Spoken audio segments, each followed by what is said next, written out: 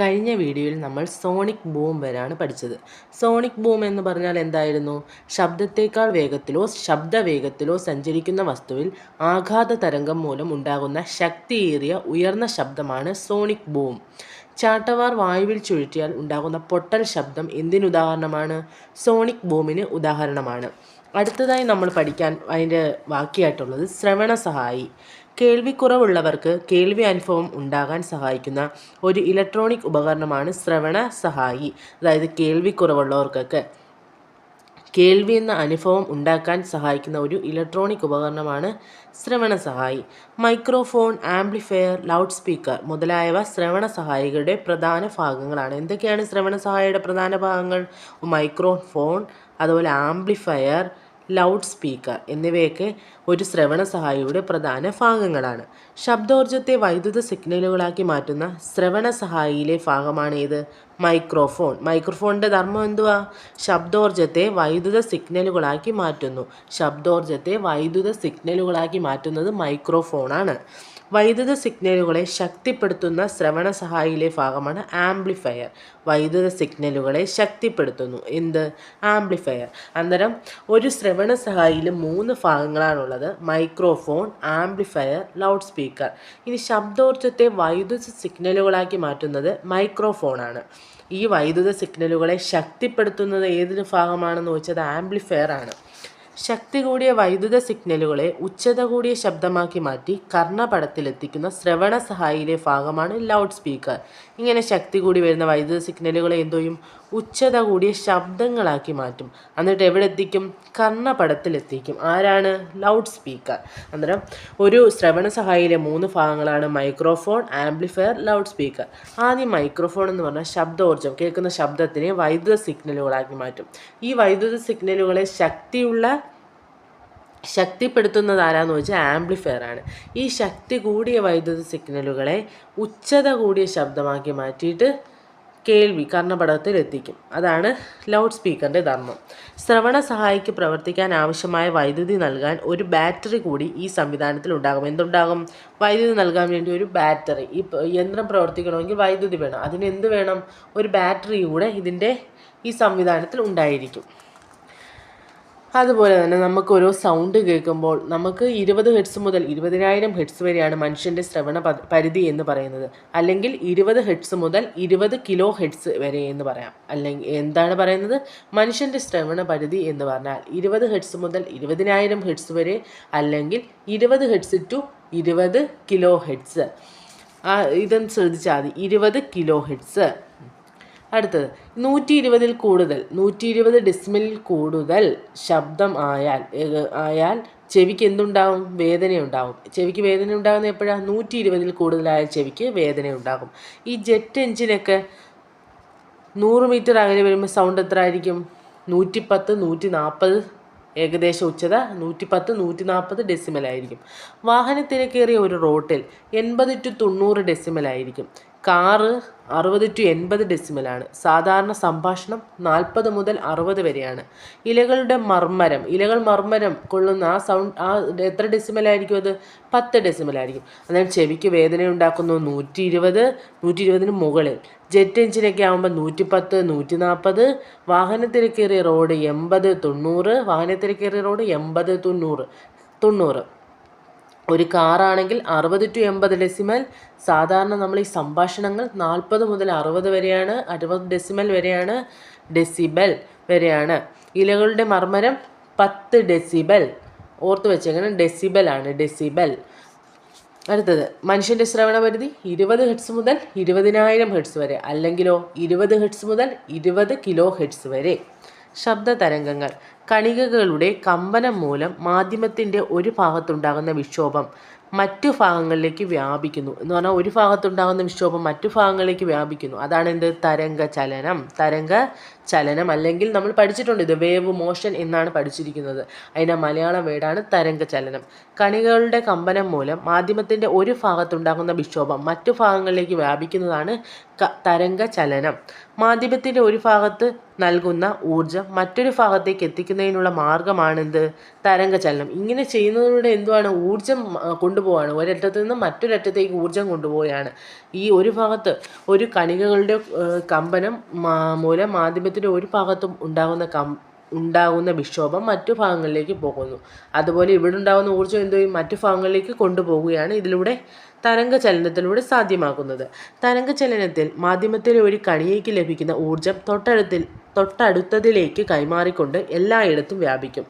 ഒരു വേവ് രീതിയിൽ, wave motion എന്ന് പറഞ്ഞാൽ തരംഗചലനത്തിൻ്റെ ഇംഗ്ലീഷ് അന്നേരം വേവ് എന്ന് പറയുമ്പോൾ എന്താ? വേവ് തിരമാലകൾ പോലൊക്കെ ഉള്ളത്. അങ്ങനെ എല്ലാ ഭാഗങ്ങളിലും ഒരു കണികയ്ക്ക് ലഭിക്കുന്ന ഊർജം പദാർത്ഥം എല്ലാ ഭാഗങ്ങളിലേക്കും, മാധ്യമത്തിൻ്റെ എല്ലാ ഭാഗങ്ങളിലേക്കും എത്തിക്കുന്നു തരംഗ ചലനം മൂലം. വിവിധ തരം തരംഗങ്ങൾക്ക് ഉദാഹരണമുണ്ട്. ജലോപരിതലത്തിൽ രൂപം കൊള്ളുന്ന തരംഗം. എന്തൊക്കെയാ? ജലോപരിതലത്തിൽ രൂപം കൊള്ളുന്ന തരംഗമുണ്ട്. റേഡിയോ തരംഗങ്ങളുണ്ട്. അതുപോലെ പ്രകാശ തരംഗങ്ങളുണ്ട്. ശബ്ദ തരംഗമുണ്ട്. യാന്ത്രിക തരംഗമുണ്ട്. ജലോപരിതലത്തിൽ രൂപം കൊള്ളുന്ന തരംഗം, ശബ്ദ തരംഗം, പ്രകാശ തരംഗം, റേഡിയോ തരംഗം, യാന്ത്രിക തരംഗം. അങ്ങനെ 5 തരത്തിലുള്ള ഉദാഹരണം 5 തരത്തിലുള്ള തരംഗങ്ങളാണ് ഇതിന് ഉദാഹരണമായി പറയുന്നത്. തരംഗ ചലനത്തിന് ഉദാഹരണം. പ്രസരണത്തിന് മാധ്യമം ആവശ്യമായ തരംഗങ്ങളാണ് പ്രസരണത്തിന് മാധ്യമം വേണ്ടുന്ന തരംഗങ്ങളാണ് എന്ത്? യാന്ത്രിക തരംഗങ്ങൾ. പ്രസരണത്തിന് മാധ്യമം ആവശ്യമായ തരംഗങ്ങളാണ് യാന്ത്രിക തരംഗങ്ങൾ. പ്രധാന യാന്ത്രിക തരംഗങ്ങളാണ് അനുപ്രസ്ഥവും അനുദൈർഘ്യവും. ഏതൊക്കെയാണ്? അനുപ്രസ്ഥ തരംഗം, അനുദൈർഘ്യ തരംഗം. യാന്ത്രിക തരംഗങ്ങളാണ് അനുപ്രസ്ഥവും അനുദൈർഘ്യവും. പ്രസരണത്തിന് മാധ്യമം ആവശ്യമായ തരംഗങ്ങൾ യാന്ത്രിക തരംഗങ്ങൾ. ഇത് 2 തരമുണ്ട്, അനുപ്രസ്ഥവും അനുതരംഗവും. ഓർത്തോണം, യാന്ത്രിക തരംഗങ്ങളാണ് അനുപ്രസ്ഥവും അനുദൈർഘ്യം എന്നുള്ള കാര്യം നമ്മൾ ഓർത്തു വെച്ചേക്കണം. തരംഗങ്ങളുടെ സവിശേഷതകളാണ്. തുലന സ്ഥാനത്ത് നിന്ന് ഒരു കണികയ്ക്ക് ഉണ്ടാകുന്ന ഏറ്റവും കൂടിയ സ്ഥാനാന്തരമാണെന്ത്? ആയതി. എന്താണ്? തുലന സ്ഥാനത്ത് നിന്ന് ഒരു കണികയ്ക്കുണ്ടാകുന്ന ഏറ്റവും കൂടിയ സ്ഥാനാന്തരം. തുലന സ്ഥാനത്ത് നിന്ന് ഒരു കണികയ്ക്കുണ്ടാകുന്ന ഏറ്റവും കൂടിയ സ്ഥാനാന്തരമാണെന്ത്? ആയതിയെ സൂചിപ്പിക്കാൻ ഒരു അക്ഷരം ഉപയോഗിക്കുന്നുണ്ട്. ഏതായിരിക്കും? സ്മോൾ ലെറ്റർ എ ആണ് ഉപയോഗിക്കുന്നത്. അന്നേരം ആയതിയെ സൂചിപ്പിക്കാൻ ഉപയോഗിക്കുന്ന അക്ഷരം ഏതാണ്? സ്മോൾ ലെറ്റർ എ ആണ്. മാധ്യമത്തിലെ കണിക ഒരു കമ്പനം പൂർത്തീകരിച്ച സമയം കൊണ്ട് തരംഗം സഞ്ചരിക്കുന്ന ദൂരമാണ് തരംഗദൈർഘ്യം. മാധ്യമത്തിലെ കണിക ഒരു കമ്പനം പൂർത്തീകരിക്കുമ്പോൾ തരംഗം സഞ്ചരിക്കുന്ന ദൂരമാണ് തരംഗദൈർഘ്യം. തരംഗദൈർഘ്യത്തെ സൂചിപ്പിക്കാനോ ലാംഡയാണ് ഉപയോഗിക്കുന്നത്. ഒരു ഗ്രീക്ക് അക്ഷരമാണ് ലാംഡ. അന്നേരം ആയതിയെ സൂചിപ്പിക്കാൻ സ്മോൾ ലെറ്റർ എ, തരംഗദൈർഘ്യത്തെ സൂചിപ്പിക്കാൻ ലാംഡ. തരംഗദൈർഘ്യത്തിൻ്റെ യൂണിറ്റ് എന്തുവാണ്? മീറ്റർ ആണ്. തരംഗദൈർഘ്യത്തിൻ്റെ യൂണിറ്റ് മീറ്റർ ആണ്. തരംഗം സഞ്ചരിക്കുമ്പോൾ മാധ്യമത്തിലെ ഒരു കണിക ഒരു കമ്പനം പൂർത്തിയാക്കുവാൻ എടുക്കുന്ന സമയം എത്രയെന്ന് വെച്ചാൽ തരംഗത്തിൻ്റെ പീരീഡാണ്. തരംഗം സഞ്ചരിക്കുമ്പോൾ മാധ്യമത്തിലെ ഒരു കണിക ഒരു കമ്പനം പൂർത്തിയാക്കാൻ എടുക്കുന്ന സമയം തരംഗത്തിൻ്റെ പീരീഡാണ്. ആ തരംഗം എത്ര നേരം ഉണ്ടോ അതാണ് തരംഗത്തിൻ്റെ പീരീഡ്. അതായിരിക്കും തരംഗം സഞ്ചരിക്കുമ്പോൾ മാധ്യമത്തിലെ ഒരു കണിക കമ്പനം പൂർത്തിയാക്കാൻ എടുക്കുന്നത്. ഈ പൂർത്തീകരിച്ച സമയം കൊണ്ട് തരംഗം സഞ്ചരിക്കുന്ന ദൂരം തരംഗദൈർഘ്യം. തരംഗത്തിൻ്റെ പീരീഡിനെ സൂചിപ്പിക്കാൻ ഉപയോഗിക്കുന്ന ഒരു അക്ഷരമുണ്ട്. ഏതാണ്? Capital T. തരംഗത്തിൻ്റെ പീരീഡ് ക്യാപിറ്റൽ ടി. ആയതി സ്മോൾ ലെറ്റർ എ. എന്ന് ഉച്ചരിക്കുമ്പോൾ എന്ന് ഉച്ചരിച്ചാൽ മതി. എന്ന് മനസ്സിലാക്കി വെച്ചിരുന്നാൽ മതി. അതുപോലെ തരംഗദൈർഘ്യം ലാംഡ. തരംഗത്തിൻ്റെ പീരീഡ് ക്യാപിറ്റൽ ടി. പീരീഡിന് ഒരു യൂണിറ്റ് ഉണ്ട്. അതെന്തുമായിരിക്കും? പീരീഡ് എന്ന് പറഞ്ഞാൽ ഒരു സമയമല്ലേ സൂചിപ്പിക്കുന്നത്. അതിൻ്റെ യൂണിറ്റ് എന്തുമായിരിക്കും? സെക്കൻഡ് ആയിരിക്കും. ഒരു സെക്കൻഡിൽ ഉണ്ടാകുന്ന കമ്പനങ്ങളുടെ എണ്ണം എത്രയാണ്? ഒരു സെക്കൻഡിൽ എത്ര വട്ടം ഇങ്ങനെ കമ്പനം ഉണ്ടാകുന്നു അത്രയും കമ്പനങ്ങളുടെ എണ്ണത്തെ എന്താണ് പറയുന്നത്? ആവൃത്തി എന്നാണ് പറയുന്നത്. ആവൃത്തി സൂചിപ്പിക്കുന്ന ലെറ്റർ ഏതാണ്? സ്മോൾ ലെറ്റർ എഫ് ആണ്.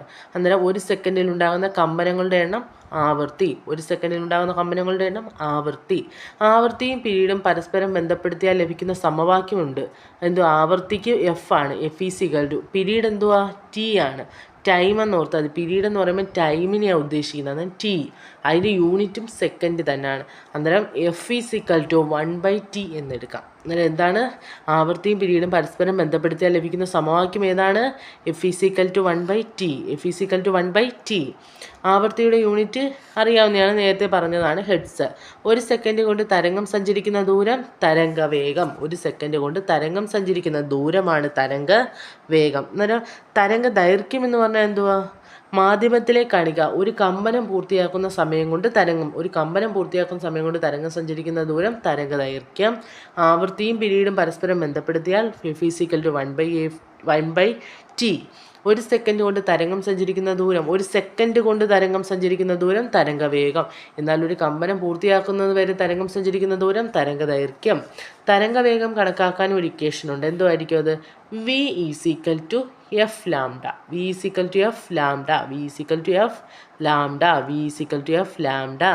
വേഗത്തിൻ്റെ യൂണിറ്റ് എന്തുവാ? മീറ്റർ/സെക്കൻഡ് ആണ്. സ്ഥിരവേഗത്തിലുള്ള തരംഗത്തിൻ്റെ ആവൃത്തി കൂടുമ്പോൾ തരംഗദൈർഘ്യം എന്തു ചെയ്യും? കുറയുന്നു. തരംഗത്തിൻ്റെ ആവൃത്തി കൂടുമ്പോൾ തരംഗദൈർഘ്യം എന്തോ ചെയ്യും? തരംഗത്തിൻ്റെ ആവൃത്തി കൂടുമ്പോൾ തരംഗദൈർഘ്യം കുറയുന്നു. ഒരു സെക്കൻഡ് ഉണ്ടാകുന്ന കമ്പനങ്ങളുടെ എണ്ണമാണ് ആവൃത്തി എന്ന് പറഞ്ഞു. ഇത് ആവൃത്തി കൂടുമ്പോൾ എന്തോ ചെയ്യും? തരംഗദൈർഘ്യം കുറയുകയാണ് ചെയ്യുന്നത്. എന്ന് പറഞ്ഞാൽ ഇത് പോകുന്ന ദൂരം, ഒരു കമ്പനത്തിൻ്റെ ഇടയിൽ ഇത് സഞ്ചരിക്കുന്ന ദൂരമാണ് തരംഗദൈർഘ്യം നമ്മൾ പറഞ്ഞായിരുന്നു. അന്നേരം അടുത്തത് അതിനുമുമ്പ് വരുവാണ്, പെട്ടെന്ന് ഇങ്ങനെ കമ്പനം ചെയ്യുകയാണെങ്കിൽ കമ്പനങ്ങളുടെ എണ്ണം കൂടുമ്പോൾ ഈ തരംഗദൈർഘ്യം കുറഞ്ഞു വരും. അത് നമുക്ക് ഊഹിക്കാവുന്നേ ഉള്ളൂ. ഒരു കമ്പനത്തിൻ്റെ ഇടയിൽ കുറച്ച് സമയം കിട്ടിയാലേ ഒരുപാട് ദൂരം പോകാൻ പറ്റും. എന്നാൽ കുറച്ച് സമയം കിട്ടുന്നുള്ളെങ്കിൽ കുറച്ച് ദൂരം ചെല്ലുമ്പോഴത്തേനും അടുത്ത കമ്പനം വന്നില്ലേ, അന്നേരം തരംഗദൈർഘ്യം കുറയുകയല്ലേ ചെയ്യുന്നത്. ആവൃത്തി തരംഗദൈർഘ്യത്തിന് വിപരീത അനുപാതത്തിലാണ്. ആവൃത്തിയും തരംഗദൈർഘ്യം എന്തുവാ? വിപരീത അനുപാതത്തിലാണ്. ആവൃത്തി കൂടുമ്പോൾ തരംഗദൈർഘ്യം കുറയുന്നു, ആവൃത്തി കുറയുമ്പോൾ തരംഗദൈർഘ്യം കൂടുന്നു. അന്നേരം ഇത് രണ്ടും കൂടെ എന്തുവാ? വിപരീത അനുപാതത്തിലാണ്. ഒന്നും കൂടെ നമുക്ക് നോക്കാം. തുലന സ്ഥാനത്ത് നിന്നും ഒരു കണികയ്ക്കുണ്ടാവുന്ന ഏറ്റവും കൂടിയ സ്ഥാനാന്തരമാണ് ആയതി. തുലന സ്ഥാനത്ത് നിന്നും ഒരു കണികയ്ക്കുണ്ടാവുന്ന ഏറ്റവും കൂടിയ സ്ഥാനാന്തരം ഏതാ? ആയതി. ആയതിയെ സൂചിപ്പിക്കാൻ ഉപയോഗിക്കുന്നത് A ആണ്. മാധ്യമത്തിലെ കണിക ഒരു കമ്പനം പൂർത്തീകരിച്ച സമയം കൊണ്ട് തരംഗം സഞ്ചരിക്കുന്ന ദൂരമാണ് തരംഗദൈർഘ്യം. തരംഗദൈർഘ്യത്തെ സൂചിപ്പിക്കാൻ ഉപയോഗിക്കുന്ന ഗ്രീക്ക് അക്ഷരം ലാംഡ. തരംഗദൈർഘ്യത്തിൻ്റെ യൂണിറ്റ് ഏതാണ്? മീറ്റർ. തരംഗം സഞ്ചരിക്കുമ്പോൾ മാധ്യമത്തിലെ ഒരു കണിക ഒരു കമ്പനം പൂർത്തിയാക്കാൻ എടുക്കുന്ന സമയം എത്ര? തരംഗത്തിൻ്റെ പീരീഡാണ് T. ഇതിന് യൂണിറ്റ് സെക്കൻഡാണ്. ഒരു സെക്കൻഡിലുണ്ടാകുന്ന കമ്പനങ്ങളുടെ എണ്ണമാണ് ആവൃത്തി. ആവൃത്തി കൂടുമ്പോൾ തരംഗദൈർഘ്യം കുറയുന്നു. ആവൃത്തിയും പീരീഡും തമ്മിലുള്ള ഒരു ഇക്വേഷനുണ്ട്. പരസ്പരം ബന്ധപ്പെടുത്തിയാൽ ലഭിക്കുന്ന ഇക്വേഷൻ F = 1/t. ആവൃത്തിയുടെ യൂണിറ്റ് ഹെഡ്സ്. ഒരു സെക്കൻഡ് കൊണ്ട് തരംഗം സഞ്ചരിക്കുന്ന ദൂരം തരംഗവേഗം. തരംഗവേഗം കണക്കാക്കുന്ന V = F lambda. വേഗത്തിൻ്റെ unit metre second. സ്ഥിരവേഗത്തിലുള്ള തരംഗത്തിൻ്റെ ആവൃത്തി കൂടുമ്പോൾ തരംഗദൈർഘ്യം കുറയുന്നു. ആവൃത്തി തരംഗദൈർഘ്യത്തിന് വിപരീത അനുപാതത്തിലാണ്. ഇനി നമ്മൾ യാന്ത്രിക തരംഗങ്ങൾ രണ്ടെണ്ണം പഠിച്ചാൽ നേരത്തെ, അനുപ്രസ്ഥ തരംഗവും അനുദൈർഘ്യ തരംഗവും. അതിൽ അനുപ്രസ്ഥ തരംഗങ്ങളെക്കുറിച്ചാണ് നമ്മൾ അടുത്തതായി നോക്കാൻ പോകുന്നത്. മാധ്യമത്തിലെ കണികകൾ തരംഗത്തിൻ്റെ പ്രേഷണ ദിശയ്ക്ക് ലംബമായി കമ്പനം ചെയ്യുന്ന തരംഗങ്ങളാണ് അനുപ്രസ്ഥ തരംഗങ്ങൾ. അനുപ്രസ്ഥ തരംഗത്തിന് ഒരു ഉദാഹരണം ഞാൻ ഫസ്റ്റ് ക്ലാസ്സിൽ പറഞ്ഞായിരുന്നു, പ്രകാശം. അനുദൈർഘ്യ തരംഗമാണ് ശബ്ദം. മാധ്യമത്തിലെ കണികകൾ തരംഗത്തിൻ്റെ പ്രേഷണ ദിശയ്ക്ക് ലംബമായി കമ്പനം ചെയ്യുന്നു. മാധ്യമത്തിലെ കണികൾ തരംഗത്തിൻ്റെ പ്രേഷണ ദിശയ്ക്ക് ലംബമായിട്ട് കമ്പനം ചെയ്യുന്ന തരംഗങ്ങളാണ് അനുപ്രസ്ഥ തരംഗങ്ങൾ. പ്രകാശം ഒരു അനുപ്രസ്ഥ തരംഗമാണ്. ഇത് തെളിയിച്ച ഒരു ശാസ്ത്രജ്ഞനുണ്ട്. അദ്ദേഹത്തിൻ്റെ പേരാണ് അഗസ്റ്റിൻ ഫ്രെണൽ. പ്രകാശം അനുപ്രസ്ഥ തരംഗങ്ങളാണെന്ന് തെളിയിച്ച ശാസ്ത്രജ്ഞനാണ് അഗസ്റ്റിൻ ഫ്രെണൽ. ഖരവസ്തുക്കളുടെയും ദ്രാവകങ്ങളുടെയും ഉപരിതലത്തിൽ രൂപം കൊള്ളുന്ന തരംഗങ്ങളാണ് അനുപ്രസ്ഥ തരംഗങ്ങൾ. ഖരവസ്തുക്കളിലും ദ്രാവക വസ്തുക്കളുടെയും ഉപരിതലത്തിൽ രൂപം കൊള്ളുന്ന തരംഗങ്ങൾ അനുപ്രസ്ഥ തരംഗങ്ങൾ. ഒരു തരംഗത്തിൻ്റെ തുലന സ്ഥാനത്തു നിന്നും ഉയർന്നു നിൽക്കുന്ന ഭാഗങ്ങളാണ് ശൃംഗങ്ങൾ. എന്ന് പറഞ്ഞാൽ ഈ തരംഗം ഇങ്ങനെ വഹിക്കുമ്പോൾ ഒരു മുകളിലോട്ടൊരു ഭാഗമാണ് താഴോട്ടൊരു ഭാഗമാണ്. അതിൽ മുകളിലോട്ട് നിൽക്കുന്നത് എന്തുവാണ്? ശൃംഗങ്ങൾ അല്ലെങ്കിൽ തിരാശിഖിരം എന്ന് പറയും. ശൃംഗങ്ങൾ അല്ലെങ്കിൽ തിരാശിഖിരം. തുലന സ്ഥാനത്ത് നിന്നും താഴ്ന്നു നിൽക്കുന്ന ഭാഗമാണ് ഗർത്തം അല്ലെങ്കിൽ തിരാതടം. തിരാതടവും തിരാശിഖിരവും, ശൃംഗവും ഗർത്തവും. തിരാശിഖിരവും തമ്മിലുള്ള ലംബ ദൂരമാണ് തരംഗത്തിൻ്റെ ഉയരം. തരംഗത്തിൻ്റെ ഉയരം എന്താണ്? തിരാതടവും അതുപോലെ തിരാശിഖിരവും തമ്മിലുള്ള ലംബ ദൂരമാണ് തരംഗത്തിൻ്റെ ഉയരം. ഒന്നും കൂടെ നോക്കിക്കോ. മാധ്യമത്തിലെ കണികകൾ തരംഗത്തിൻ്റെ പ്രേഷണ ദിശയ്ക്ക് ലംബമായി കമ്പനം ചെയ്യുന്ന തരംഗങ്ങളാണ് അനുപ്രസ്ഥ തരംഗങ്ങൾ. പ്രകാശ അനുപ്രസ്ഥ തരംഗങ്ങളാണ് തെളിയിച്ച ശാസ്ത്രജ്ഞനാണ് അഗസ്റ്റിൻ ഫ്രെണൽ. ഖരവസ്തുക്കളുടെയും ദ്രാവകങ്ങളുടെയും ഉപരിതലത്തിലാണ് രൂപം കൊള്ളുന്നത്. ഏത്? അനുപ്രസ്ഥ തരംഗങ്ങൾ. ഒരു തരംഗത്തിൻ്റെ തുലന സ്ഥാനത്ത് നിന്നും ഉയർന്നു നിൽക്കുന്ന ഭാഗങ്ങളാണ് ശിഖിരം അല്ലെങ്കിൽ എന്താ ശൃംഗങ്ങൾ. തുലന സ്ഥാനത്ത് നിന്നും താഴ്ന്നു നിൽക്കുന്ന ഭാഗം തിരാത്തടം അല്ലെങ്കിൽ ഗർത്തം. തിരാത്തടവും ശിഖിരവും തമ്മിലുള്ള ലംബ ദൂരം, തരംഗത്തിൻ്റെ ഉയരം. ഇനി അനുദൈർഘ്യ തരംഗങ്ങൾ എന്താണെന്ന് നോക്കാം.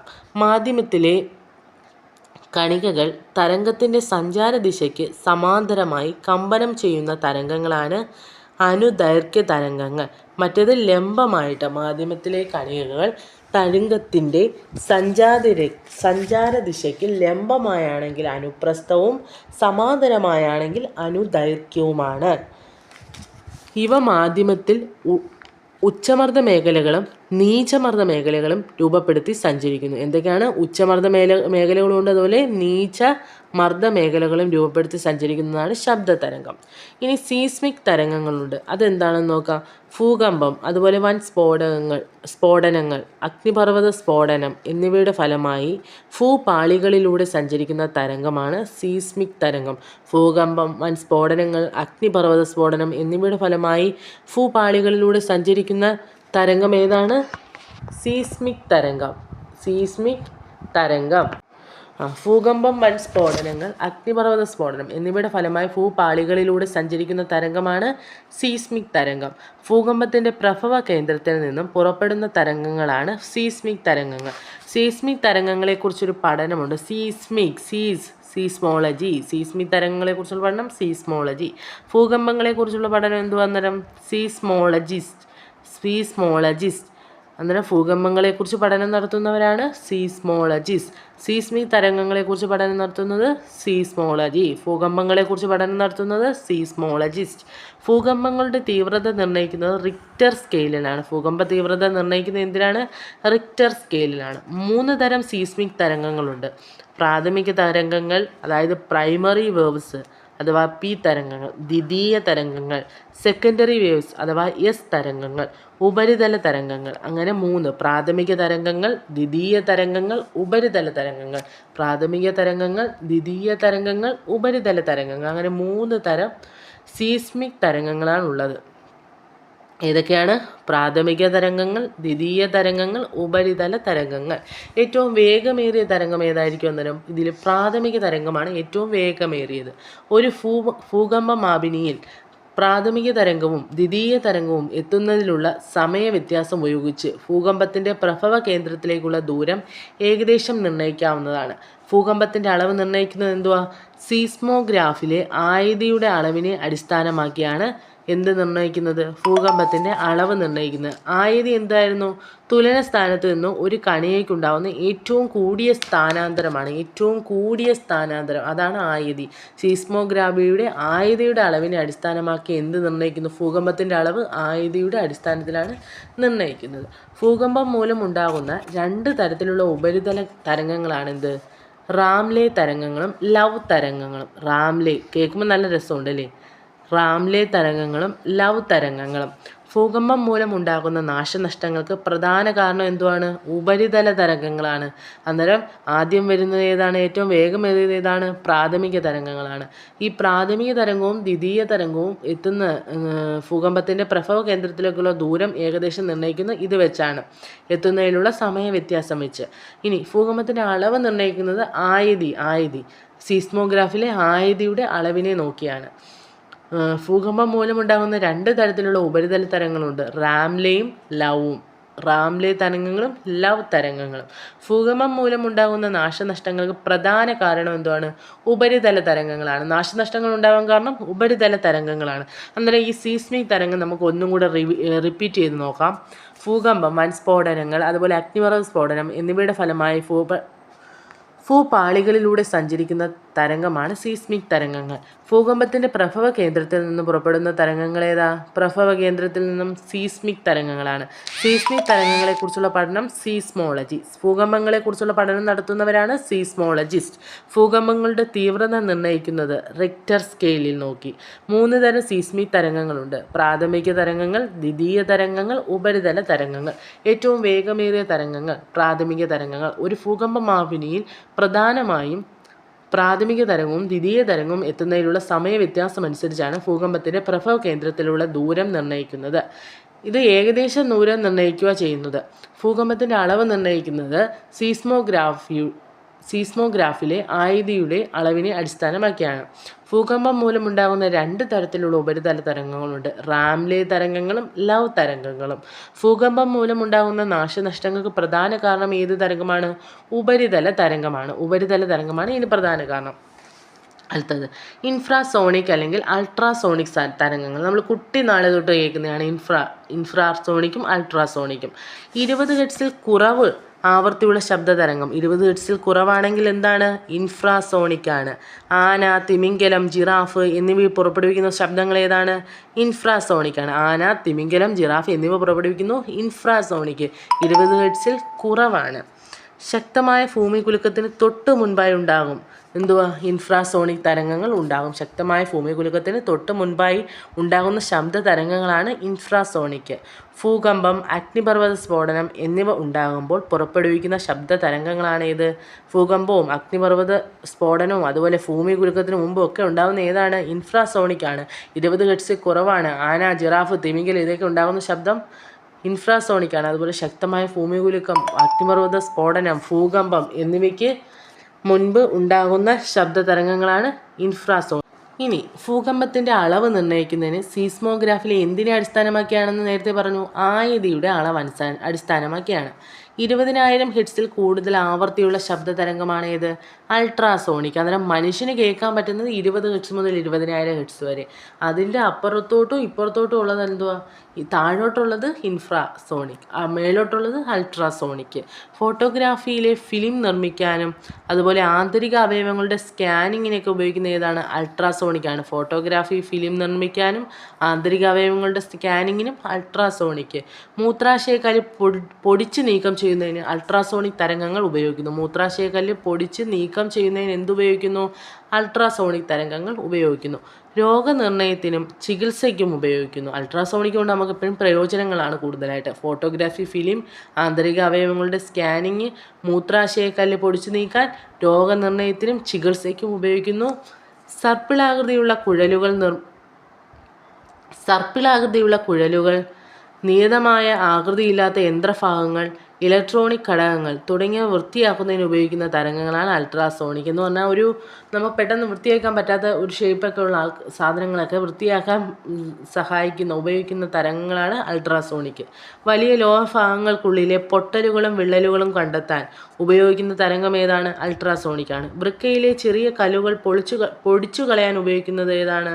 അൾട്രാസോണിക് ആണ്. ചീവീടുകളുടെ വളരെ ഉയർന്ന ആവൃത്തിയിലുള്ള ശബ്ദമുണ്ടാകുന്നത് അവയുടെ ചിറകിലുള്ള പ്രത്യേകം അവയവങ്ങൾ തമ്മിൽ ഉരസുമ്പോഴാണ്. ചീവീടുകൾ എന്താ? രാത്രി ഒരു സൗണ്ട് കേൾക്കത്തില്ലേ ചീവീടിൻ്റെ? അതെങ്ങനെ അവ ഉണ്ടാക്കുന്നത്?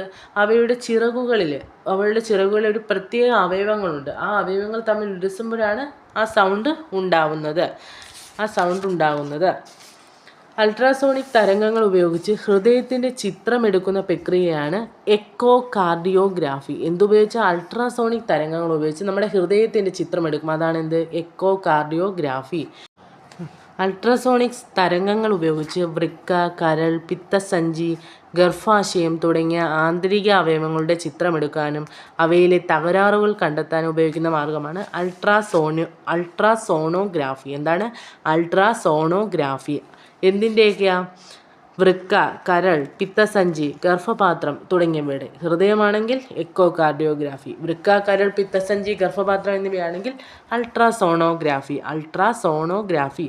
നായകളെ വിളിക്കുവാൻ വേണ്ടി ഉപയോഗിക്കുന്ന വളരെ ഉയർന്ന ആവൃത്തിയിലുള്ള ശബ്ദം പുറപ്പെടുവിക്കുന്ന വിസിൽ, അതെന്തുവാണ്? അതിൻ്റെ പേര് ഗാൾട്ടൺ വിസിൽ എന്നാണ്. ഗാൾട്ടൺ വിസിൽ നായകളെ വിളിക്കുവാൻ വേണ്ടി ഉപയോഗിക്കുന്ന വളരെ ഉയർന്ന ആവൃത്തിയിലുള്ള ശബ്ദം പുറപ്പെടുവിക്കുന്ന വിസിലാണ് ഗാൾട്ടൺ വിസിൽ. മനുഷ്യന് കേൾക്കാൻ സാധിക്കാത്ത വളരെ ഉയർന്ന ആവൃത്തിയിലുള്ള ശബ്ദം പുറപ്പെടുവിക്കുന്ന വിസിൽ മനുഷ്യന് കേൾക്കാൻ സാധിക്കത്തില്ല. അതാണ് ഗാൾട്ടൺ വിസിൽ. നായകൾക്കത് കേൾക്കാൻ പറ്റും. മനുഷ്യന് കേൾക്കാൻ സാധിക്കാതെ വളരെ ഉയർന്ന ആവൃത്തിയിലുള്ള ശബ്ദം പുറപ്പെടുവിക്കുന്ന വിസിലാണ് ഗാൾട്ടൺ വിസിൽ. ഇതിൻ്റെ ഉപയോഗം എന്തോ? നായകളെ വിളിക്കാൻ. ശബ്ദത്തിൻ്റെ വായുവിലുള്ള വേഗതയേക്കാൾ കുറഞ്ഞ വേഗത സൂചിപ്പിക്കുന്നത് സബ്സോണിക്. ശബ്ദത്തിൻ്റെ വായുവിലുള്ള വേഗതയേക്കാൾ കുറഞ്ഞ വേഗതയെ സൂചിപ്പിക്കുന്നതാണ് സബ്സോണിക്.